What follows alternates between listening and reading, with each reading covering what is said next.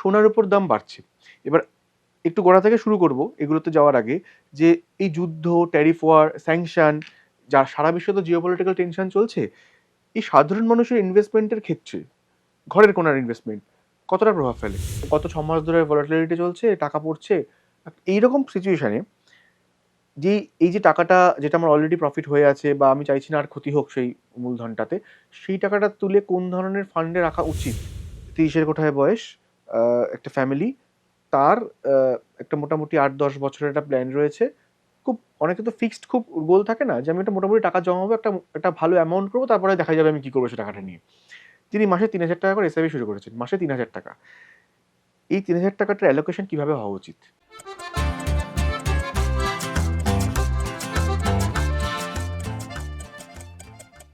গোটা বিশ্বের স্টক মার্কেটে ওঠানামা দেখা যাচ্ছে। ভারতের বাজারেও ভলাটিলিটি তুঙ্গে। সেন্সেক্স এবং নিফটি যেভাবে পড়ছে তাতে উদ্বিগ্ন সাধারণ ইনভেস্টররা। আর অন্যদিকে রকেট গতিতে দাম বাড়ছে সোনা ও রূপোর। তাহলে এখন যারা রিটেল ইনভেস্টর তারা কি করবেন? সোনা রূপোয় সঞ্চয় করবেন, মিউচুয়াল ফান্ড কিনবেন, নাকি কোনো ভালো স্টক বাছবেন? কি করা উচিত? আজকে সঞ্চয় সময়ের এই পর্বে আমরা এই উত্তরই খুঁজব। আপনারা দেখছেন এই সময় লাইভ। সঞ্চয় সময়ের এই পর্বে আমাদের সঙ্গে রয়েছেন certified financial planner Sujan Das. নমস্কার সুজন দা, আপনাকে স্বাগত সঞ্চয় সময়ের এই পর্বে। এবং যেহেতু এখন মার্কেট নিয়ে অনেক বেশি আলোচনা হচ্ছে, যেহেতু সেন্সেক্স বা নিফটি এগুলো অনেক বেশি ওঠানামা করছে, ভলাটিলিটি রয়েছে, রিসেন্ট টাইমসে পড়েও গেছে, তো এটা তার বড় ধাক্কা, কারণ মিউচুয়াল ফান্ডেরও ক্রমশ দেখা যাচ্ছে অঙ্ক কমছে, ইনভেস্টমেন্টেরও কমছে, সোনার উপর দাম বাড়ছে। এবার একটু গোড়া থেকে শুরু করব এগুলোতে যাওয়ার আগে, যে এই যুদ্ধ, ট্যারিফ ওয়ার, স্যাংশন, যা সারা বিশ্বে তো জিওপলিটিক্যাল টেনশন চলছে, এই সাধারণ মানুষের ইনভেস্টমেন্টের ক্ষেত্রে ঘরের কোনার ইনভেস্টমেন্ট কতটা প্রভাব ফেলে? না, এটা তো একটা বিশাল বড় প্রভাব ফেলবেই, কেননা আমরা এখন গ্লোবাল সিটিজেন। আজকে বিশ্বের যেখানে কোনো কিছুই না হোক না কেন, তার একটা এফেক্ট আমাদের এখানে এসে পড়বেই। এবং টোটাল ইকোনমিও হচ্ছে ইন্টারকানেক্টেড, সকল সকল দেশের সাথে সকল দেশের একটা কানেকশন রয়েছে, বিকজ সমস্ত দেশের সাথে সমস্ত সমস্ত দেশের একটা ট্রেড চলছে, ব্যবসা বাণিজ্য চলছে, তার মানে প্রতিফলন পড়ে সেই দেশের শেয়ার বাজারের ওপরে। এবং শেয়ার বাজার হচ্ছে একটা দেশের ইকোনমির একদম ব্রেন বলা যেতে পারে, মেন থিংস। তো সেটা সেই তার জন্য এফেক্ট একটা পড়বেই। তো এবারে যেটা সহজ ভাষায়, মানে এই মুহূর্তে একটা অনেক কিছু চলছে, যেটা তুমি বললে সত্যি অনেক কিছু চলছে। সাধারণ ইনভেস্টররা রীতিমতো মানে মাথা খারাপ অবস্থা, যে আমি পাজলড বলা যায় আর কি। পাজল হয়ে গেছে। আর মেন যেটা হয় যে FOMO, fear of missing out, যে আমি এই এই ট্রেনটা, এই অ্যাসেটটা এত প্রফিট দিয়ে দিল, আমি মিস করে গেলাম, তো আমি কিভাবে এটা পাবো, তার জন্য সকলে খুব রেস্টলেস হয়ে আছে। এবং আমাদের কাছে অনেক মানে প্রশ্ন বান আসতে থাকে ইনভেস্টারদের, যে কি করবো, এটা আপনি কেন বললেন না, ওটা কেন হলো না, এটাতে করলাম ওটা কেন বেড়ে গেল। তো যে অ্যাসেট ক্লাসগুলো থাকে, যেরকম ডেট, ইকুইটি, গোল্ড, মেটাল, যেটা ক্রুড অয়েল, তো এই অ্যাসেট ক্লাস, এক একটা অ্যাসেট ক্লাস এক এক সময় গ্রো করবে, এক একটার অপোজিটে গ্রো করবে। তো এই জিনিসগুলো চলতে থাকবে মার্কেটের মধ্যে। তো সহজ ভাষায় এই মুহূর্তে মানে সাধারণ ইনভেস্টারদেরকে যেটা বুঝতে হবে, যে এটা কেন বাড়লো, ওটা কেন কমলো। তো ইকুইটি লাস্ট 1-1.5 বছর ধরে সেরকম ভালো রিটার্ন জেনারেট করতে পারেনি, বিশেষ করে স্মল ক্যাপ, মিড ক্যাপ, এই সেক্টরগুলো। লার্জ ক্যাপ মোটামুটি একটা স্টেবল রিটার্নে ফিরে এসছে বেশ কিছু বছর বাদে। তো সেখানে দেখা যাচ্ছে আমার গোল্ড বা মেটাল বলা যেতে পারে, গোল্ড, সিলভার, কপার শুরু করেছে। তো তার মধ্যে সিলভার সবচেয়ে বেশি রিটার্ন জেনারেট করেছে। তো বেসিক বুঝতে হবে এটা কেন হলো এবং ভবিষ্যতে আর কতটা হবে। তো এই মুহূর্তে যদি আমার কাছে কিছু টাকা থাকে, আমি কোথায় ইনভেস্ট করব। এই 3টে পার্টে মেন হচ্ছে, প্রথম যে গোল্ড সিলভার কেন বাড়লো। গোল্ডের একটা যেটা আছে, গোল্ড আলাদা কারণে বেড়েছে। এবং এটা দেখা যাবে যে 2022-এ রাশিয়া ইউক্রেন যুদ্ধের পরে কিন্তু গোল্ডের এই মানে র্যালিটা বেশিভাবে শুরু হয়েছে। নর্মালি তো 6-7%, 8% একটা স্টেবল রিটার্নে গোল্ড বাড়ে।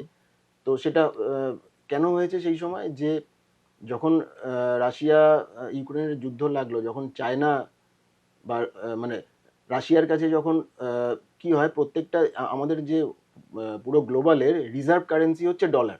রিজার্ভ কারেন্সি মানে যে কারেন্সিটা দিয়ে গ্লোবালি সমস্ত দেশের সাথে ট্রেড করবে, বেস কারেন্সি যেটা, সেটা দিয়ে ট্রেড হবে। মানে আজকে যদি চায়না রাশিয়ার মধ্যে কোনো কিছু কেনা বেচা হয়, তারা ডলার দিয়ে করছিল।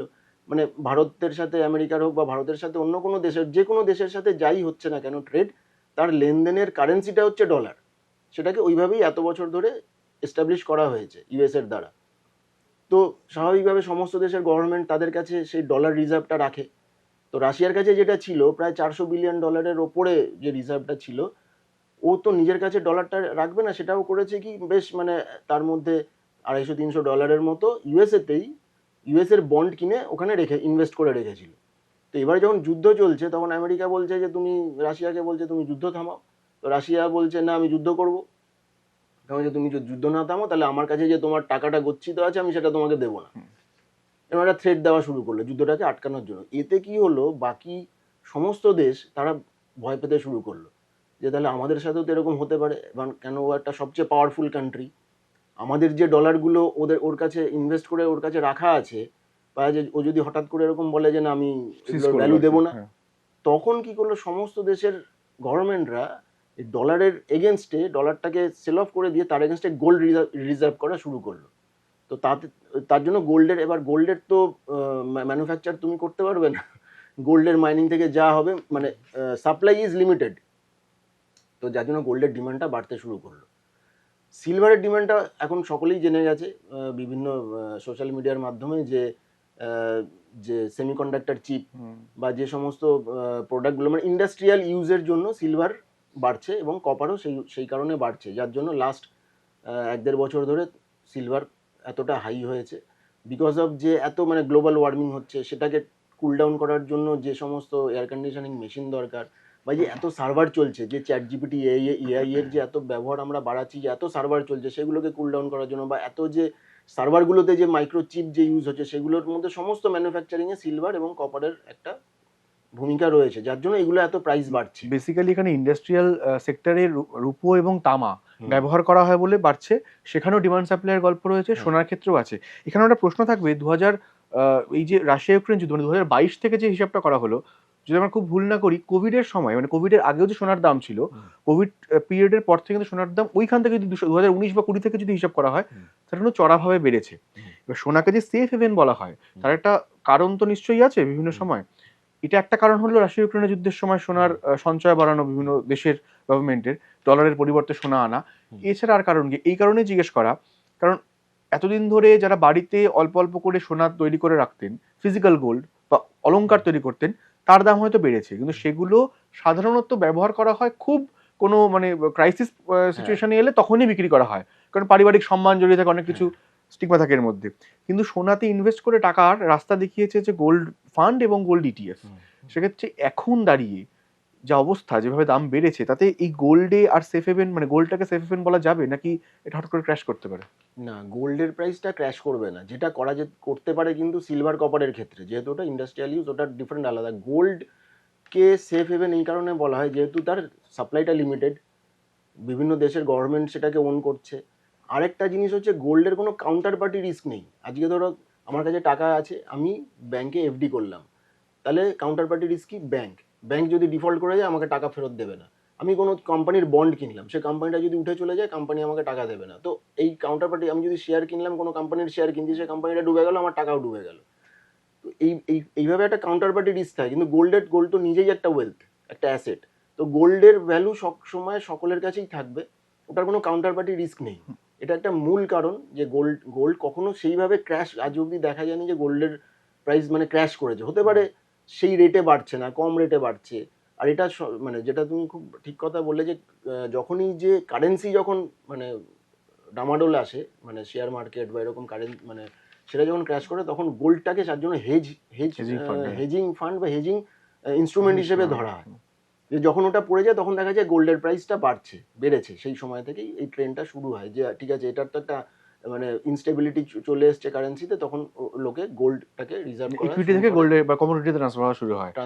এবার এখানে একটা জিনিস আছে, ধরুন একদম সাধারণ ইনভেস্টর, সে রেগুলার ওয়েলথ ক্রিয়েশনের চেষ্টা করছেন। এবার তার পক্ষে তাদের এখন অনেক ক্ষেত্রেই আপনারাও বলে থাকেন যে এখন যে পোর্টফোলিও বানানো হচ্ছে, সেই পোর্টফোলিওটা বড় অংশ গোল্ড, এবং সেটা ফিজিক্যাল গোল্ড নয়, সেটা থাকছে হচ্ছে ইটিএফ এ বা গোল্ড মিউচুয়াল ফান্ড, এই ধরনের ক্ষেত্রে। এখন যা পরিস্থিতি দাঁড়িয়ে, এখন যেখানে সিলভারের দাম যেরকম বা সোনার দাম যেরকম, বারবার আবার প্রশ্নটা আবার করছে এই কারণেই, কেউ যদি মনে করেন যে আমি এখনো আমার জমানো বা সঞ্চয় কোনো একটা পোর্শন আমি গোল্ড বা সিলভারে দেবো, সেক্ষেত্রে তার পক্ষে স্পেশালি গোল্ডের জন্য বলা যে ইটিএফ মানে মিউচুয়াল ফান্ড অথবা ফিজিক্যাল গোল্ড, যেহেতু এক্ষুনি গোল্ড নিজেই অ্যাসেট, কাউন্টার রিস্কের কথা বলা হলো, এই তিনটে অপশনের মধ্যে কোনটা বেস্ট হবে এই মুহূর্তে দাঁড়িয়ে, এই সিচুয়েশনে দাঁড়িয়ে? এই মুহূর্তে দাঁড়িয়ে ফিজিক্যাল নেওয়াটা তো মানে একটু সবসময় রিস্ক থাকে। আরেকটা ব্যাপার থাকে যে আমি ফিজিক্যাল গোল্ডটা নিলাম, সেটা আমি রাখলাম কিভাবে, সেটা একটা চুরি যাওয়ার ভয় থাকে, রাখার একটা রিস্ক থাকে। তারপরে আমি যখন রিসেল করতে যাচ্ছি, লিকুইডিটি আছে, কিন্তু হয় কি দোকানদার বললো যে না এটাতে এই খাদ আছে, ও আছে, সে আছে, বাদ আছে, এই একটা ব্যাপার আছে। আর ২ নম্বরে পেপারে থাকলে অনেক বেশি ইজি।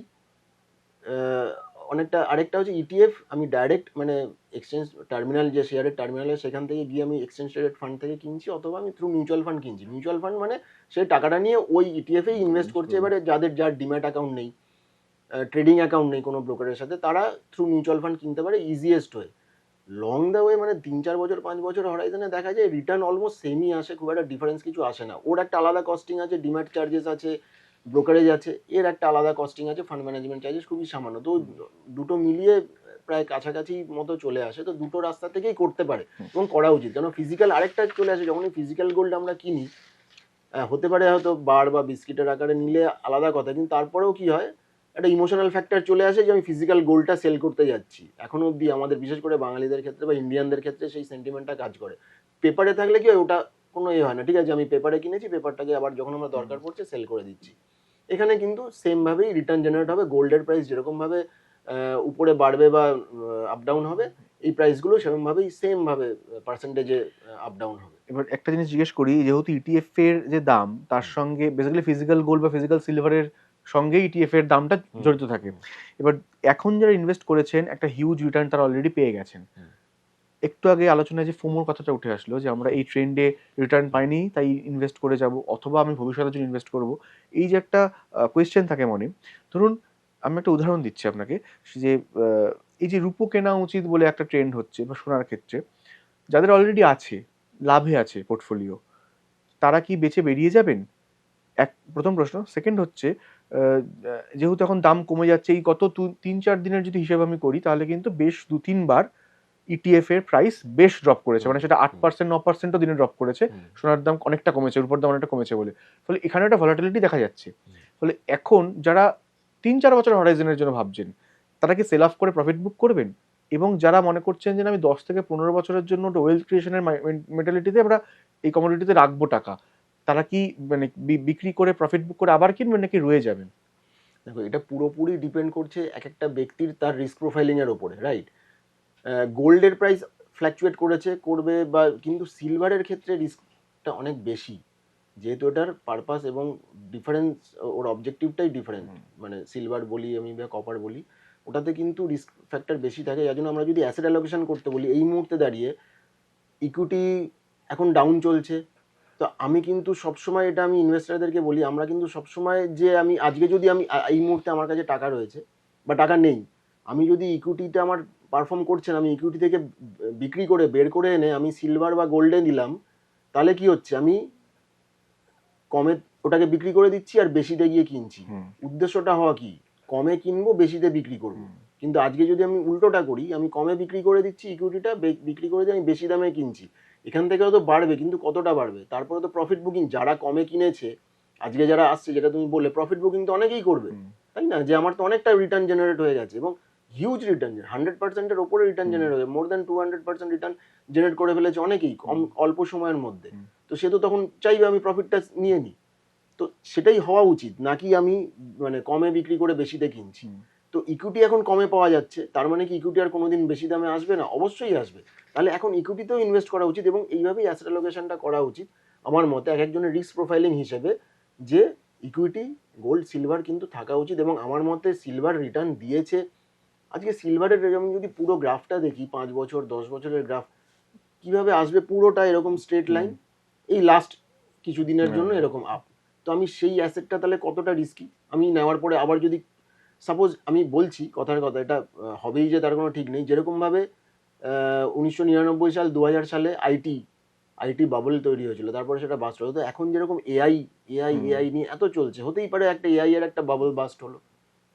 যেভাবে আমরা কিছু কিছু জায়গায় দেখছি যে যতটা প্রেডিকশন করা হচ্ছে প্রফিটেবিলিটি, এখন অবধি তারা সেই জায়গায় ব্রেক ইভেন জায়গায় সেই কোম্পানিগুলো পৌঁছয়নি, এবং পৌঁছবে কবে তার কোনো গ্যারেন্টিও আসছে না। তো হতে পারে যে সেটা এতটা যতটা এক্সপেক্ট করা হয়েছিল ততটা হলো না, বা হতে পারে যে সিলভার বা কপার যে ফ্যাক্টরগুলোকে ডিপেন্ড করে দামটা বেড়েছে সেগুলো ফ্যাক্টরাইজড হয়ে গেছে, আর অতটা বাড়বে না, আর হয়তো সামান্য মানে 8-10% রেটে বাড়লো।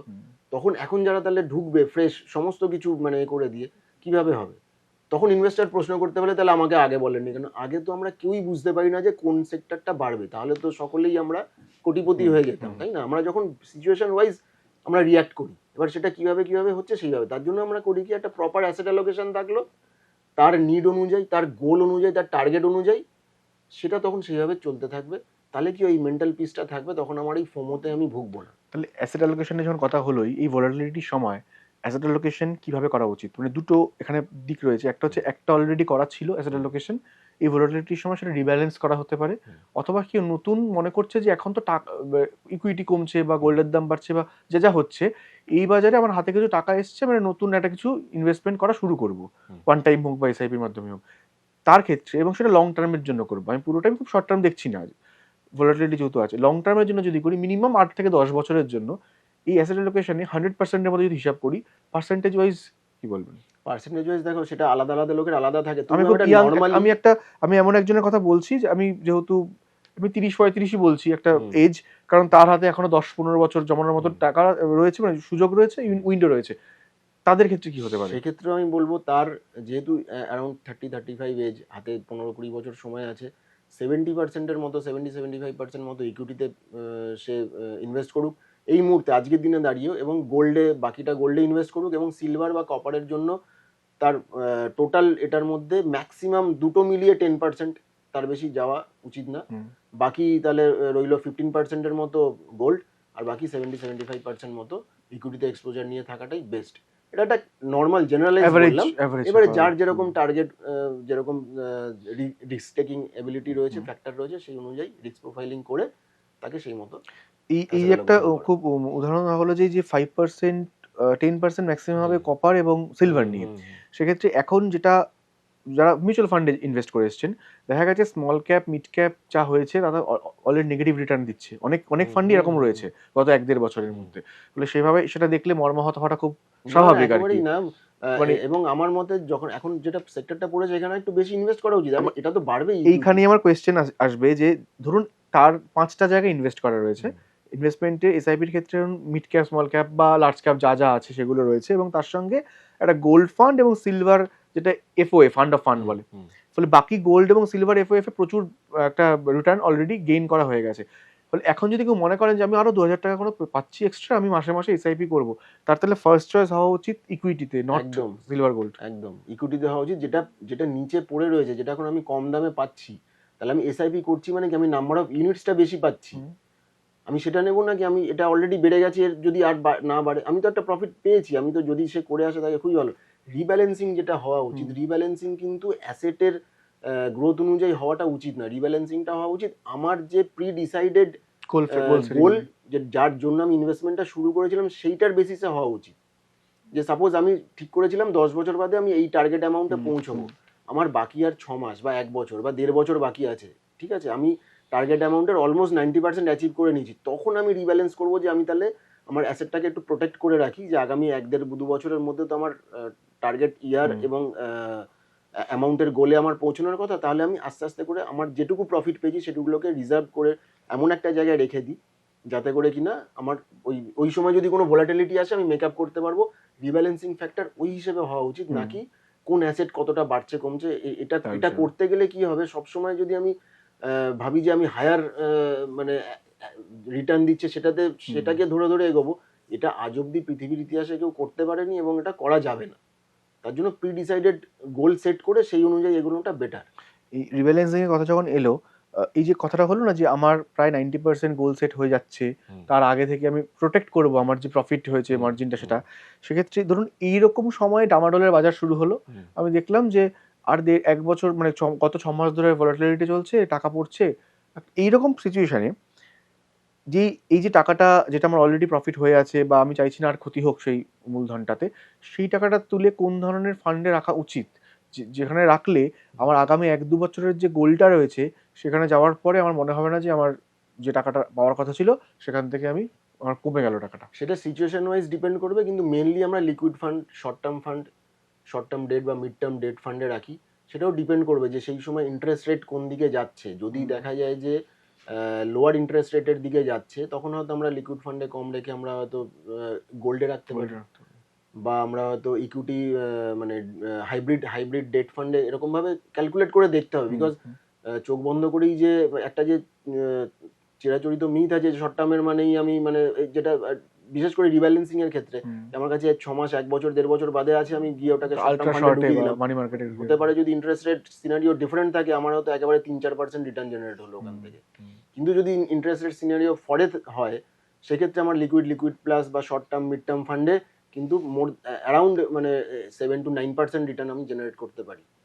তো এটাও ডিপেন্ড করবে ওই সময় কি সিচুয়েশনটা চলছে, মানে হতে পারে আগামী 6 মাস 1 বছরের মধ্যে সেই অনুযায়ী টাকাটাকে, কিন্তু ওটা নেগেটিভ যাবে না কোনো মতে। মানে একাধিক উপায় রয়েছে, যাই সিচুয়েশন থাকুক আমার ওটা নেগেটিভ যাবে না, 3-4-5% আসবে, কিন্তু আমি চেষ্টা করবো যাতে ওটা থেকে 7-8% মতো রিটার্ন জেনারেট করে নেওয়া যায়। মানে একাধিক ফ্যাক্টর রয়েছে, যে ফ্যাক্টরের উপর ডিপেন্ড করে একাধিক এভিনিউ রয়েছে যেখানে আমি ইউজ করতে পারি। ফান্ডগুলোকেও সেই অনুযায়ী চুজ করতে হবে।